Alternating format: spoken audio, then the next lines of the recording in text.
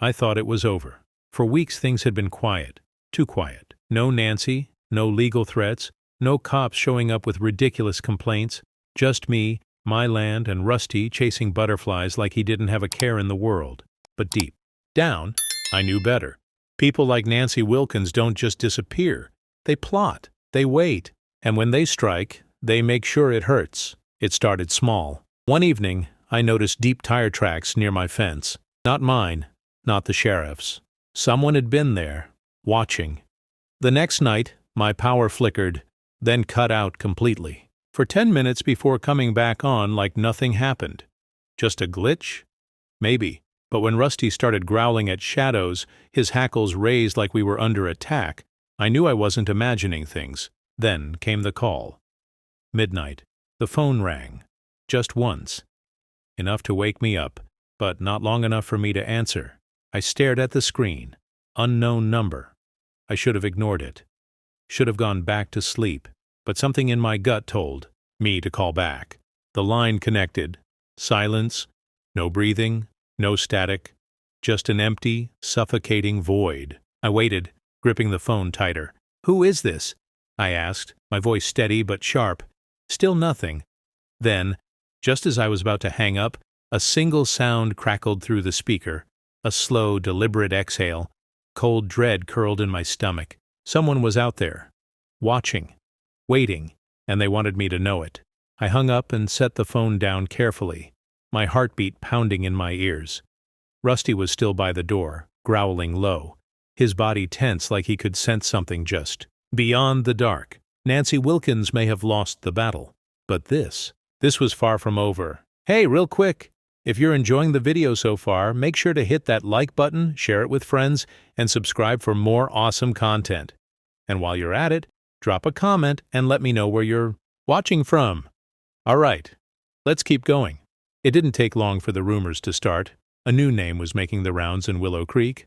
Richard Hale, big city guy, sharp suits, an expensive smile, and a reputation that made people nervous. Word was he had money to burn and he was buying up land like he was collecting baseball cards. At first I didn't pay much attention.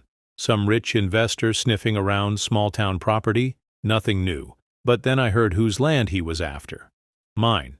That's when I knew something was off. A few days later I was picking up supplies at Marty's Feed and Supply when he pulled me aside. Now, Marty isn't one for gossip, but the look on his face told me this wasn't just small talk. "Jack," he muttered, glancing around like someone might be listening. "You heard about Richard Hale?" I nodded. "Yeah, rich guy buying up land. What? About him?"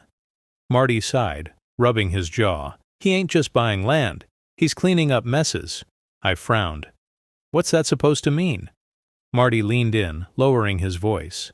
"I made some calls. Hale's been involved in real shady real estate deals, driving people off their land, using legal loopholes, bribing the right folks. He doesn't just buy property, Jack. He takes it." My stomach twisted. "And guess who brought him in?" Marty added, his voice dry. "I didn't even have to guess. Nancy Wilkins. Of course, she wasn't just going to lick her wounds and disappear. No, she found herself a bigger snake, and this one played for keeps." I stepped back, exhaling slowly. "So, what? He thinks he can waltz in here and take my farm?" Marty gave me a look. "Jack, I don't think he's here to offer you anything. I think he's here to make sure you have no choice." I clenched my jaw, feeling that familiar fire ignite in my chest. First Nancy, now this suit-wearing vulture circling overhead. If Richard Hale thought I was going to roll over and hand him my land, he was in for a hell of a surprise. Because I don't scare easy, and I sure as hell don't lose. Marty wasn't. The kind of guy to just up and leave.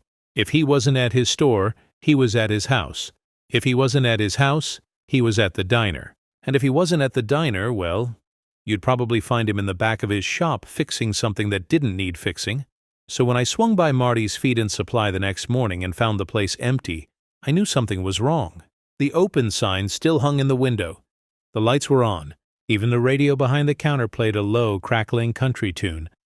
But there was no Marty. At first, I figured he was just in the back. Maybe taking stock, maybe loading up some feed. But then I spotted it. The cash register was open. Not. Just open, pulled out, the drawer hanging loose, like someone had left in a hurry, or didn't get the chance to close up. A pit formed in my stomach as I stepped behind the counter, scanning the store. No sign of a struggle, no overturned shelves, no broken glass, just emptiness. And then I saw it, a single piece of paper, placed neatly on the counter, just sitting there like someone wanted me to find it. I picked it up. The handwriting was shaky, rushed. Some things aren't worth fighting for. My breath hitched. I read it again, then again, hoping I was imagining things. No signature, no explanation. Just those 7 words. The air in the store suddenly felt thick, like the walls were closing in. My pulse quickened. This wasn't a message. It was a warning. I gritted my teeth, fingers tightening around the note. Marty had been the only one willing to dig into Richard Hale's past. The only one who wasn't afraid to tell me exactly what kind of man I was dealing with. And now? Now he was gone. I glanced around once more, feeling the weight of the silence pressing in. The shelves, the feed bags, the damn radio humming in the background. It all felt wrong. Marty hadn't left on his own. Someone had made him disappear, and I had a damn good idea who. I exhaled slowly, folding the note and slipping it into my pocket. If Richard Hale thought he could scare me into backing down, he was dead wrong. Because now I wasn't just fighting for my land, I was fighting for Marty too. I've always believed in one simple rule. When your enemy thinks they're winning, let them. So when Richard Hale's assistant called, all polite and professional, inviting me to a friendly discussion about selling my farm, I didn't argue.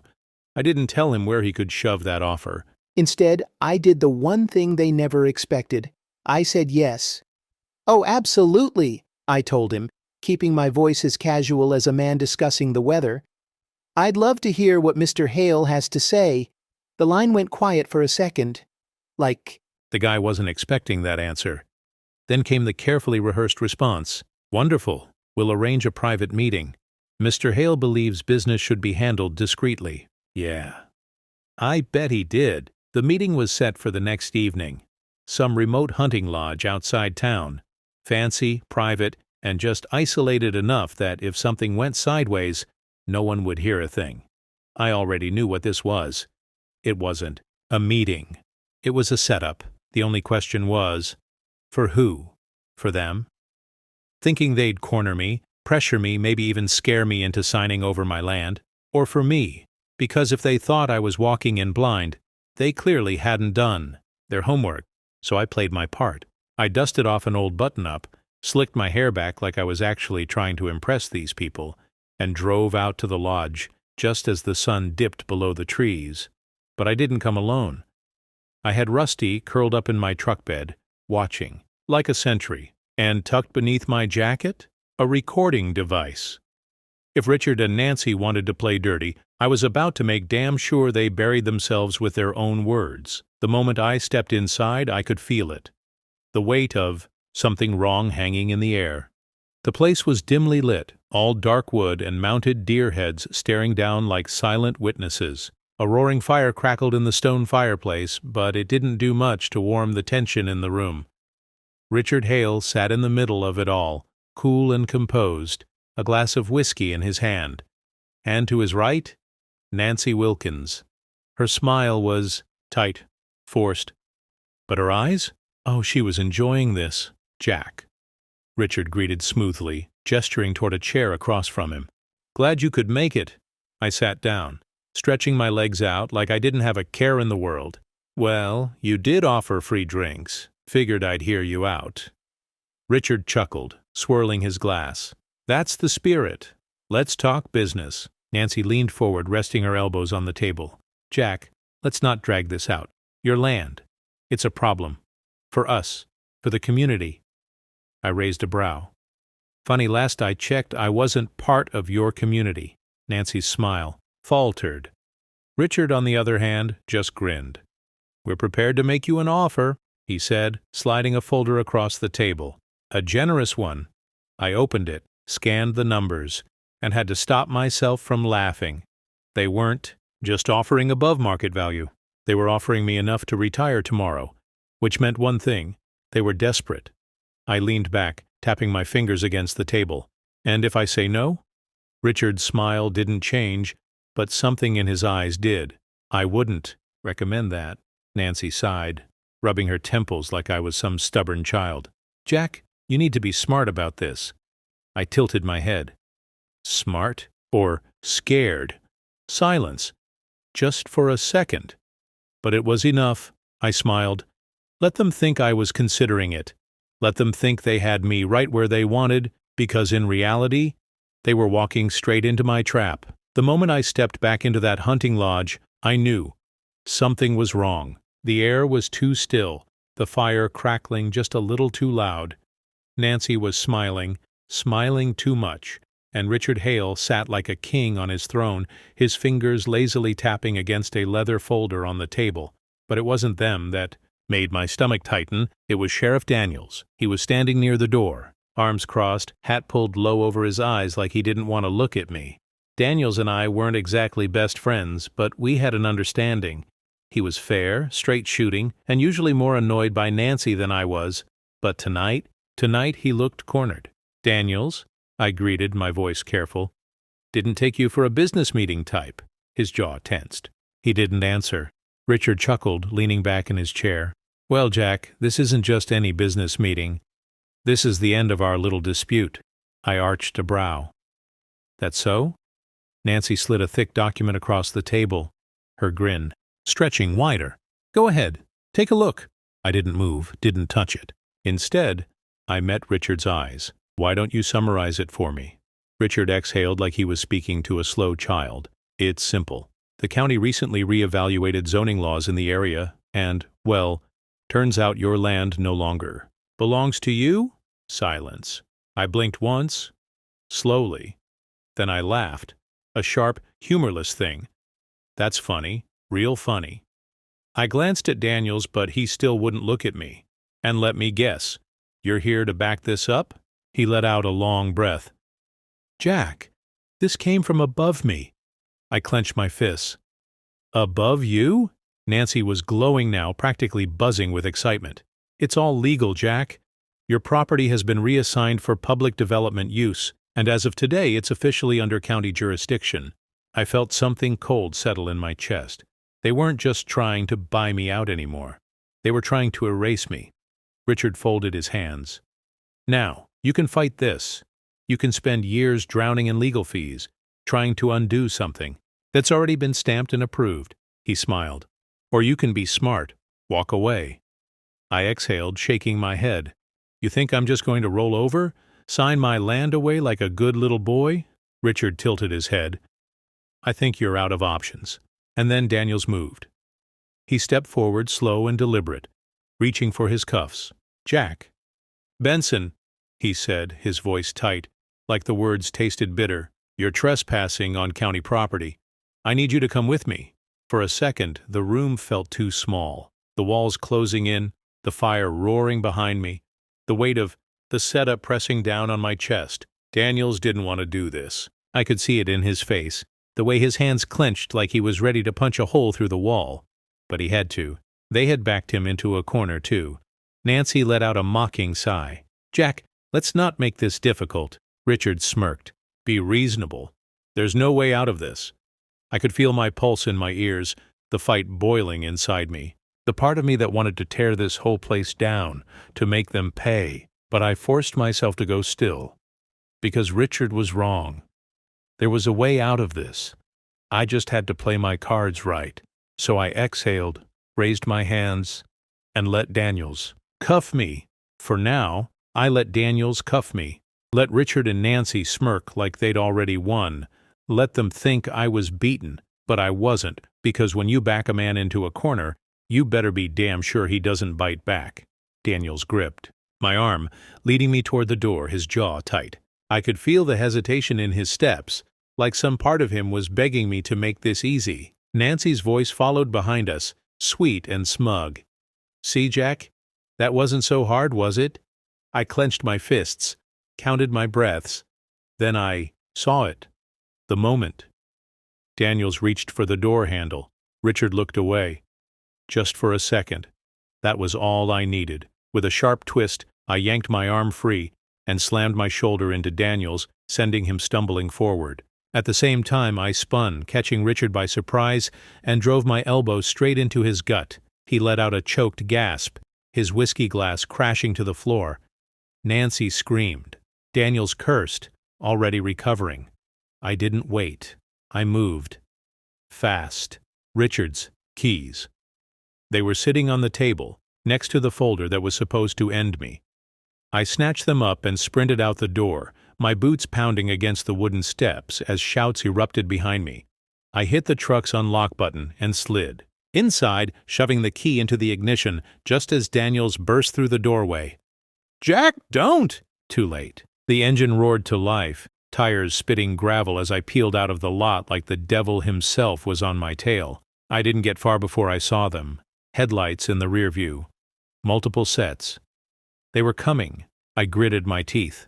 Gripping the wheel as the truck tore down the empty back roads of Willow Creek.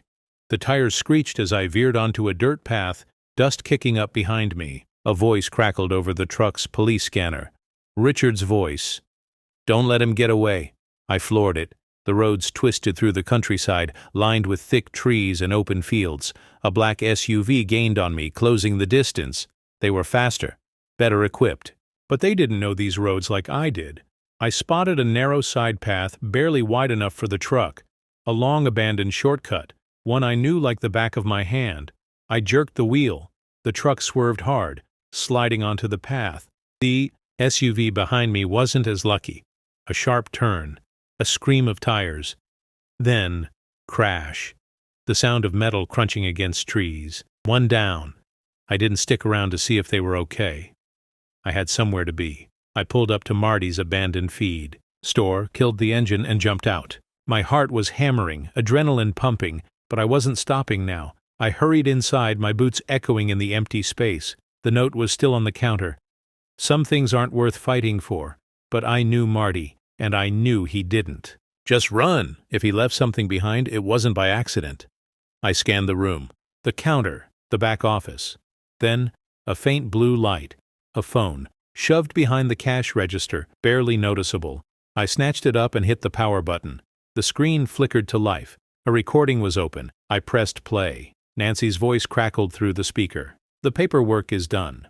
Jack won't have a leg to stand on." A second voice, Richard's. "And Daniels?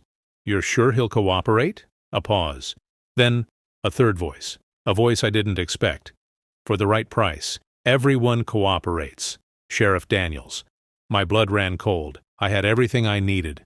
Proof of bribery. Proof of corruption. Proof that my land had been stolen. I gripped the phone, my jaw tightening. This wasn't over. Not even close. I sat in the dark, staring at the phone screen. The evidence was right there. Nancy, Richard, and Daniels. All of them caught red-handed. Proof that everything they did was illegal.